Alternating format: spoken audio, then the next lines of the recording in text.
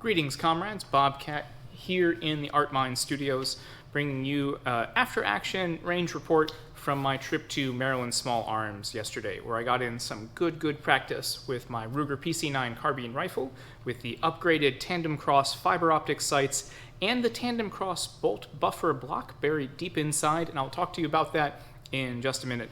And also got in some much needed practice with my Ruger Security 9 Carbine rifle, Security 9 pistol, and forgive my wandering eyes, right before I started filming, a wasp has made its way into the studio, and I am trying not to get acquainted. Anyway, I got to try out 3 different types of ammunition yesterday. I think it's the ARX Interceptor, it's that composite, not frangible, but composite ammunition. I got to try out tool ammo, that steel-cased, made-in-Russia ammunition, and also what I bought at the range, which was Venom, just typical range grade 115 grain brass case ammunition. But one of the reasons I'm making these videos, I'm a pretty new shooter, you know. I am a new firearms owner, generally speaking. Let's get it over there. I'm a new firearms owner, generally speaking, and for those of you who are thinking about arming yourself, my fellow workers, thinking about arming yourself to protect yourself, your family, your community, at least in America, as is still your right, to protect yourself against those who would wish you harm. I want to document my experience as I'm learning and trying and practicing, because I've found, with the exception of very few channels, Paul Harrell being my favorite channel among them. Keep up the good work, Mr. Harrell, please. With very few exceptions, a lot of these channels aren't really approachable to people like me. So I want to document my experience going through all of this so that you feel more comfortable, more self-assured, and more confident as you take the steps to defend and protect your community, your family, and yourself. So, that out of the way, without much further ado, I want to bring you the good and the bad of yesterday's range report, as expressed by my lovely models here. Let's get to it. Let's see how this works out. So this group here was the very first bunch of shots I took with the Tandemkross fiber optic sights. Amusingly enough, after I took those, and I'll show you this picture here, after I took those, somebody in the next lane over stopped me and asked me what I was shooting, what I was doing, and much to my great amusement and embarrassment, they called me a badass motherfucker, which couldn't be further from the truth. But the interaction was important, because I was aiming for here.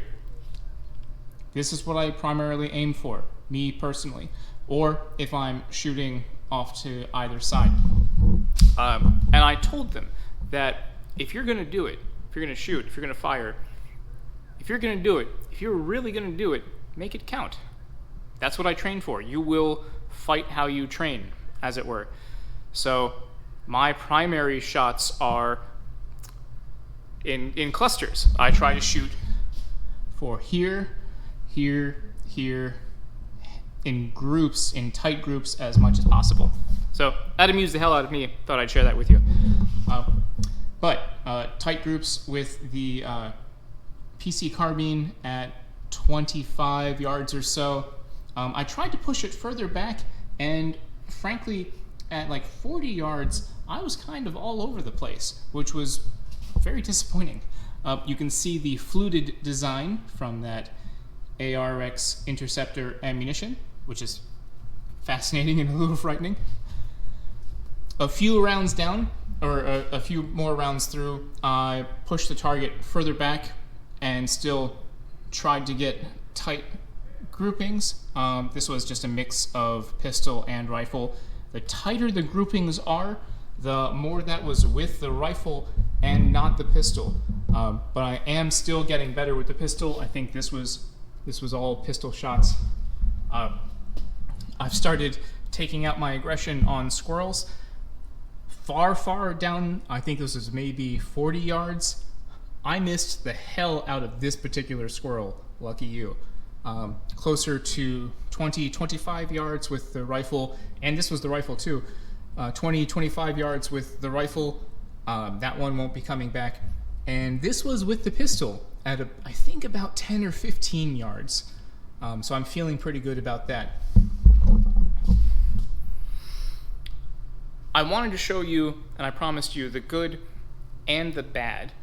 And here's the bad. Here's where I messed up. This one right here. This one particular shot right there. So that shot. At the end of the session, when I was stay over there. At the end of the session, when I was packing things up, cleaning things up, I thought I was out of ammunition. I thought I'd fired everything that I had budgeted to. I was getting ready to go home. And as I was packing things up, getting ready to put the lock into the rifle for transport, a round fell out. A live round fell out. I removed the magazine because I thought that I was done. And pushed the magazine release, magazine dropped out. Put that aside, put the rifle down, grabbed the lock, pulled back the charging handle, so I was going to lock it back and put the lock in, and a round fell out. For someone who is so focused on safety that I neglected to make sure the chamber was cleared before I moved on to pack things up, because I was off the firing line. So I had a round in the chamber off the firing line. Shame on me. I was horrified. Thankfully, there were no injuries. Nobody but me noticed, but I noticed. And so the reason I'm telling you this, I put that round in a magazine and fired it off, just so I can get one last shot in. But the reason I'm telling you this is because as much as I talk about safety, I messed up. If I was in a competition, I would have been disqualified, I'm sure. And I added to the danger. That's the last thing that I want to do. That's the last thing I want you to do. So please, every time, drop the magazine, clear the chamber, check again before you step off the firing line, before you think everything is safe. So there you go on that. I'm sorry if I let you all down. Anyway, let's move on to the fiber optics and the bolt buffer block review. I want to do two things. One, I want to make a point that both of these firearms are cleared and unloaded, hence the chamber flags in them. So that is number one. Number two, I want to review three things. First one being my first use of tool ammo, this Russian steel-cased ammunition. It was like $15, $16 a box, 9mm. The case is steel, the jacket is copper, the bullet inside is lead. It's burden primed, made in Russia. And I went through about 100 of these at the range. And I had one dud. So that's a failure rate of 1%. Had it in, I think it was the pistol, but pulled the pin, or pulled the trigger, it fired, and nothing happened. Nothing at all happened. I did have a couple of failure to feeds, which I'm willing to attribute to me holding, especially the pistol, improperly, where if it fires and the slide comes back and the pistol rocks back, if you don't hold it firmly, it can malfunction because it is expecting the momentum of this to fire and chamber the next round. So I'm willing to bet that the couple of failure to feeds on this, and it was only 2, were 100% my fault. So I'll start with that. But the dud, and I think it may have been on the rifle, I honestly don't remember, but I remember it happening. The dud was 100% the ammunition. Firing, firing, firing, click. And just in case this was a hang fire, I held it, waited, kept it pointed down range, waited. Eventually, dropped the magazine, cleared the chamber, and one of these popped out. And picked it up out of the pile of brass on the floor and made sure that, yes, the primer absolutely dented by the firing pin, but nothing happened. So, dud round, I'm not sure what. If you have an opinion or some information to give me some insight, I would absolutely love it. Like I said, the primer cap here was absolutely, this is not it, but the primer was absolutely dented as if it had been hit by the firing pin, and then nothing happened. So, out of all of the rounds, all 100 rounds, I had a failure rate of 1%. Is that adequate? I don't know, but that's my experience. So, good time with the pistol. I still need to work on my grip and front sight acquisition, but yeah, there we go. With the Tandemkross rifle sights. So,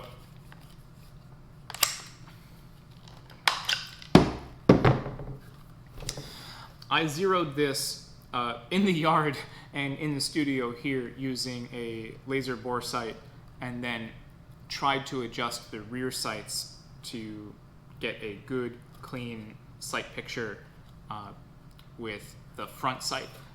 I had some really good visibility.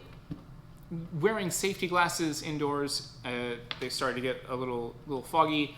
This front sight post is wider for sure than the stock sight post that comes with this, but it's way more visible.